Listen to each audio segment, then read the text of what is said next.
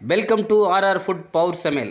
இன்றைக்கி என்ன செய்ய போகிறேன்னா சுவையான சூப்பரான ஒரு கார சட்னி. அது எப்படி வைக்கன்னு பார்ப்போம். சிம்பிளான வேலை தான், சிம்பிளான செலவு தான். வாங்க வீடியோக்குள்ளே போவோம். அதுக்கு முன்னாடி நம்ம சேனலை சப்ஸ்கிரைப் பண்ணாதவங்க மறக்காமல் சப்ஸ்கிரைப் பண்ணிடுங்க. பெல் ஐக்கானையும் கிளிக் பண்ணிடுங்க. இப்போ அதுக்கு தேவையான பொருள்: ஒரு தக்காளி பழம், ஒரு பெரிய சைஸ் பல்லாரி, 1 ஸ்பூன் வத்தல் பொடி, 1 ஸ்பூன் துவரம்பருப்பு, 1 ஸ்பூன் கடலைப்பருப்பு, 1 ஸ்பூன் உளுந்தம்பருப்பு, ஒரு 10 வெள்ளைப்பூடு பல் எடுத்து வச்சுருக்கோம். தாளிக்கிறதுக்கு கொஞ்சம் கருவேப்பிலை கடுகும் வச்சுருக்கோம். இப்போ அது எப்படி செய்யணும்னு பார்ப்போம். ஒரு 2 ஸ்பூன் எண்ணெய் ஊற்றிக்கிடுவோம். இப்போது கொஞ்சம் எண்ணெய் சூடான உடனே நம்ம அந்த உளுந்தம்பருப்பை போட்டு லேசாக வறுத்துக்கிடுவோம். கொஞ்சம் வறுத்தா தான் நல்ல மணமாக இருக்கும். கொஞ்சம் கிண்டி விட்டுக்கிடுவோம்.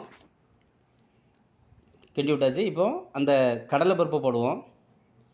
கடலைப்பருப்பும் கொஞ்சம் வேணும்னு ரொம்ப கருகக்கூடாது, கருகுனா டேஸ்ட் மாறும். இப்போ அந்த துவரம்பருப்பையும் போட்டுக்கிடுவோம். அதை கொஞ்சம் லைட்டாக பொன்னிறமாக வரட்டு. இப்போ என்ன பண்ணால் நம்ம அந்த வெள்ளைப்பூடு எடுத்து வச்சுருக்கதையும் போடுவோம். இதை நம்ம உரித்து போடுறோம். இப்போ உரித்து போடணும்னா அதை லேசாக நசுக்கி போடணும். அப்படி நசுக்கி போடணும்னா அது வெள்ளைப்பூடு வெடிக்கும். கொஞ்சம் அது பொன்னிறமாக வந்துட்டு இப்போ நம்ம அதை எடுத்து வச்சுருக்க பல்லாரியை போட்டு லைட்டாக வதக்கிக்கிடுவோம். சூப்பராக இருக்கும். இதே மாதிரி நீங்கள் வீட்டில் செஞ்சு பாருங்கள், ரொம்ப டேஸ்ட்டாக இருக்கும். அதாவது நாங்கள் இட்லி ஆர்டர் கொடுப்போம். ஆர்ஆர் உணவகம் வச்சுருக்கோம். நாங்கள் ஆர்டர் சாப்பாடு, காலை டிஃபன் எல்லாம் பண்ணி கொடுப்போம். அப்போ அந்த சட்னி நீங்கள் வைக்கிங்களா நல்லா டேஸ்ட்டாக இருக்குன்னு கேட்டதுனால நாங்கள் குறையாக வீட்டுக்கு தேவையான ஒரு 4 பேர் இல்லைன்னா 5 பேர் சாப்பிட்ற அளவுக்கு செஞ்சு காட்டுதோம். இப்போ அந்த பல்லாரி வதங்கிறதுக்கு என்ன பண்ணால் லைட்டாக உப்பு போட்டுக்கணும். உப்பு போட்டோம்னா கொஞ்சம் சீக்கிரம் வதங்கும். லைட்டாக தூள் போடணும்.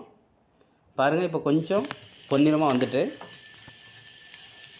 இந்த பக்கம் போதும். இப்போ என்ன பண்ணணும்னா இனிமேல் அந்த தக்காளி நறுக்கி வச்சுருக்கதை அந்த பல்லாரி கூட போட்டு கிண்டிக்கணும். பாருங்கள், கொஞ்சம் பொடிசாக விட்டுனா கொஞ்சம் குயிக்காக வேலை முடிஞ்சிடும். கொஞ்சம் வேவட்டு. இப்போது தக்காளி போட்டாச்சு. இந்த தக்காளி கொஞ்சம் வதங்கட்டு. இந்த பக்குவத்தில் செஞ்சு பாருங்கள், ரொம்ப டேஸ்ட்டாக இருக்கும். இது நம்ம வீட்டில் இருக்க பொருளை தான் வச்சு தான் தயார் பண்ணுது. இப்போது இந்த வதங்கிட்டு கொஞ்சம் வத்தப்பொடியை நம்ம போட்டுக்கிடுவோம். பாருங்கள், இந்த வத்தப்பொடி போட்டால் கொஞ்சம் கலர்ஃபுல்லாக இருக்கும்.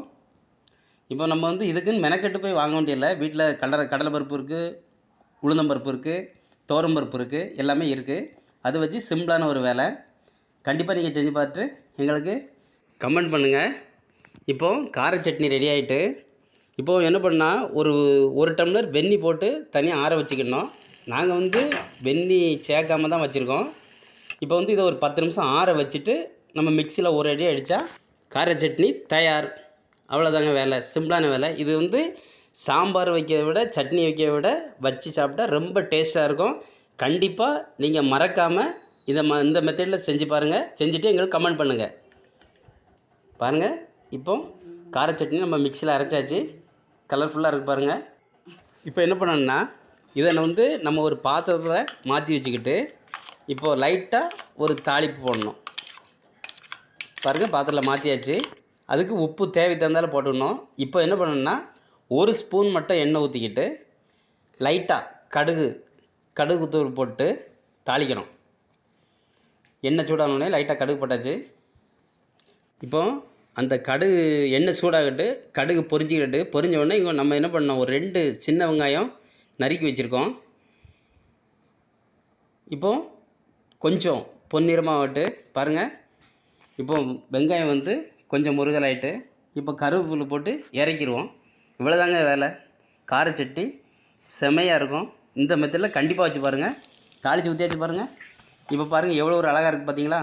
பார்க்குறதுக்கே எவ்வளோ ஒரு அழகாக இருக்குது பாருங்கள். இந்த வீடியோ பிடிச்சிருந்தா லைக் பண்ணுங்கள், ஷேர் பண்ணுங்கள், கமெண்ட் பண்ணுங்கள், மறக்காமல் சப்ஸ்கிரைப் பண்ணுங்கள். மறக்காமல் பெல் ஐக்கானும் கிளிக் பண்ணுங்கள். மறக்காமல் உங்களுடைய ஆதரவு எங்களுக்கு கண்டிப்பாக தாங்க. மீண்டும் அடுத்த வீடியோவில் சந்திப்போம். வணக்கம்.